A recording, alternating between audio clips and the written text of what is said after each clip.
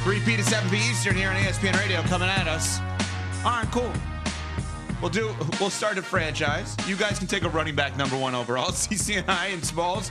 Well, Smalls wasn't in with it. You were on with this, but not in on this point, obviously, with Saquon being 3rd at best on the expansion draft from the Eagles. Yeah, I was not in on that. Yeah, well, I'm cool. Like, we'll take either of the Jalen's 1 overall, and we'll be good. Okay. I feel good. I feel really good about that. We'll be all right. I think we'll be okay. Yeah. You know, we're going to get into X factors, but as long as they're playing that for us here, I have to ask a question. What's up? Saquon Barkley is unreal. He is the exact kind of person and player you want as a face of the franchise. Correct. Right? He's the best running back in this sport. And a selfless teammate. Selfless teammate. Like the kind of guy seemingly on the surface, I don't know him, you'd want babysitting your kids. He's that kind of salt of the earth kind of person and teammate. Is it definitively a success with Saquon on the Eagles if they lose this weekend? Yes. You think so? No, I'm asking the question. No, it's not a success. Thank you. It's a massive failure if they lose. They like we're praising this move. They passed up on setting the single season rushing record, which is a tremendous honor for both the offensive line and for Saquon Barkley because they wanted to try to win a championship. If you don't even get to the Super Bowl because you get bounced by a division rival who's quarterbacked by a rookie, yeah, that's a failure. This is the best team in terms of overall talent in the NFL. And if you don't find a way to get this core of players to the Super Bowl, it is a massive missed opportunity. That I can agree with, but I don't think that then acquiring Saquon Barkley was a failure. He's a huge reason why this team is where they are. He's quite literally been running all over teams all season long. And if they don't win this game, I don't think it's going to be because of Saquon. He has been unstoppable essentially all season long. You're right, he should have broken the record, but he was selfless and decided not to go for it and rest his body because he's more committed to a team goal than an individual one.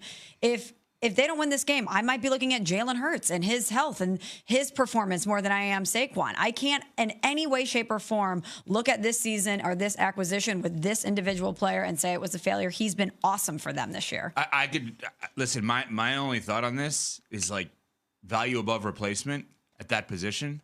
If you got a good running back instead of a great running back, they still could be here.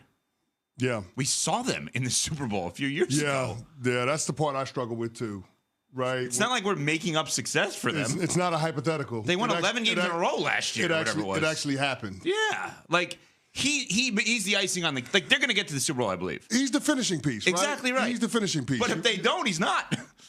Well, exactly. That's the weird thing about this. It's not. Here's the thing. It's not a swing... It's not as if it's a swing they shouldn't have made, right? If you got a chance to add a player like Saquon Barkley, a special talent, generational, then you do it because this team is firmly within their window to try to win a championship. So I get why Howie Roseman and Nick Sirianni wanted to go out and do it, but I will also acknowledge that if this team, with home field advantage and all of the different things that they got going for them, if they can't find a way to beat the Washington Commanders with a rookie quarterback. And I get that Jayden Daniels is special, but he's still a rookie quarterback. He's never been on this stage. A lot of the guys on the Philadelphia Eagles have. If you can't find a way to parlay that experience, to parlay this roster into a Super Bowl appearance, then all of a sudden I got to start calling this. If it ain't a failure, it's a massive disappointment. So as we look ahead to this weekend, obviously the two games, Washington and Philly is the earlier game, 3 p.m. Eastern time, and then 6:30 p.m. Eastern, we have Kansas City and Buffalo. Who or what will be the biggest X factor this weekend? Pick the game, both games, however you want to go about it. Give us names or situational things, Smalls, that we're not thinking about here. Well, Saquon's certainly one for me, given the question around Jalen Hurts and how effective he's going to be in this game. You know, obviously banged up in that game versus the Rams. Saquon could be the X factor in this offense for Philadelphia. And on the other side of the ball, I'm also looking at the Eagles. If Jalen Carter and that defense is able to be as disruptive as they've been, I know that we're going to say Jayden Daniels is not a typical rookie, and he's not. He quite literally has the best QBR of any rookie that's ever played this game in history. He is very singular in what he's been able to do, but they've been so disruptive and so dominant. If they're able to get to him, I think the Eagles win this game. Wow. Okay, I like it. I like it. For my X factor with the Eagles-Commanders game, I'm going with De'Ami Brown. Not a household name, but certainly somebody that you should pay attention to this weekend. I know when it comes to catching the ball, it's Scary Terry McLaurin, and then, of course, Zach Ertz on critical 3rd and 4th downs and in the red zone. But Dyami Brown is a game breaker. I mean, when you look at what he's been able to do this postseason, you're talking about this guy having 11 catches for 187 yards and a touchdown. He's done that on 13 targets. I mean, he's a guy that Jayden Daniels is gaining more and more confidence in as the weeks pass, and we're seeing him now emerge as a big play threat down the field. I mean, you saw it against single high coverage against the Detroit Lions. There was a deep over route. There was a deep crossing route. And both times, Jayden Daniels was able to find him for huge gains that ended up leading to touchdowns eventually on those respective drives. So Dyami Brown is a guy that can break the game wide open. And when you consider the Quinyon Mitchell injury and him being banged up in this game, I feel like there's going to be a spotlight on this Eagles secondary to make plays down the field against the Commanders' passing game, and Dyami Brown is going to be front and center when it comes to some of those opportunities for explosives. Smalls, give me KC Buffalo. Josh Allen. I think Josh Allen has to be the reason why the Bills win this game, period, end of story. Because if you go position group by position group, the Chiefs have the edge in the overall tally marker.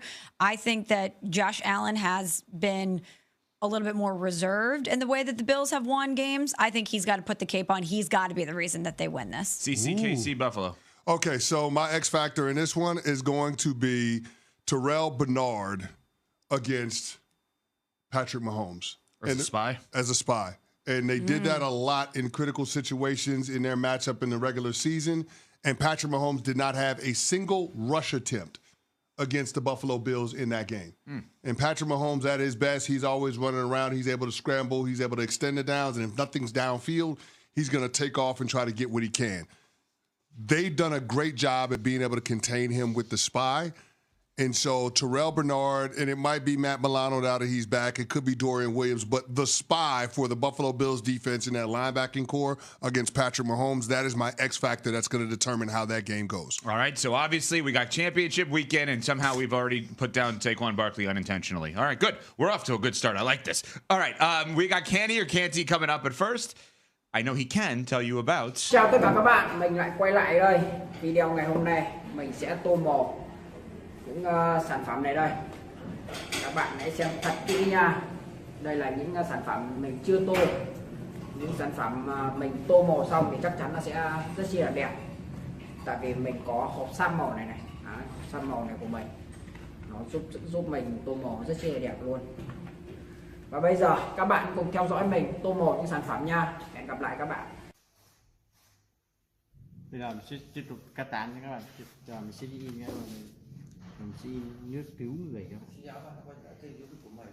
Hôm nay mình sẽ hướng dẫn các bạn cắt và dán cái đèn bóng đèn cho các bạn.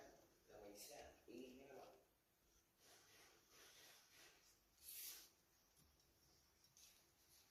Mình sẽ cắt luôn nhé các bạn.